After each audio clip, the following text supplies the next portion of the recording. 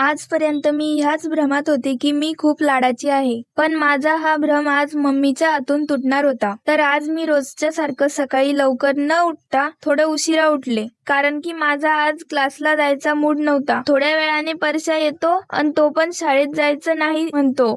आता हे ऐकून माझ्या अंगातली मोठी बहीण जागा होती आणि मी त्याला शाळेत जायला सांगते आणि हे ऐकून तो म्हणतो की सलाह के लिए शुक्रिया, लेकिन मैं अपनी मर्जी का मालिक हूँ, असं म्हणून तो चालल्या जातो. नंतर मी टिकटॉकचं ट्रान्झिशन करून RCBची जर्सी घालते. आता म्हणलं असंही दादा बोलणार आणि तसंही बोलणार, म्हणून मी कॅप पण घालून घेते. पण दादा काही म्हणायच्या आधीच मम्मी म्हणते की आपल्याला मळ्यात जाणं आहे. पण मी मम्मीला म्हणते तू पुढे जा, मी थोड्या वेळाने येते. मी पप्पाच्या तोंडून ऐकलं होतं, पाण्यापेक्षा मोठं कुठलंच पुण्य नाही. म्हणूनच मी मळ्यात जाताना मम्मीसाठी एक बॉटल भरून नेते. तुम्हाला मळा दाखवत होते म्हणून मम्मी म्हणती नुसतं मळा नका दाखवू, थोडं काम पण करा. मग मी गोबीचं रोप उपटते आणि मम्मीला नेऊन देते. नंतर मम्मीवर थोडी दया आली म्हणून तिला मदत करते. ज्या हातावर तुम्ही मुलतानी माती लावता त्याच हातावर आमच्या सारख्या शेतकऱ्याच्या मुलींना गारा लावावा लागतो आणि घरी जाऊन व्लॉग पण एडिट करावा लागतो. म्हणून व्हिडिओ फक्त पाहत नका जाऊ, लाईक आणि फॉलो पण करत जा.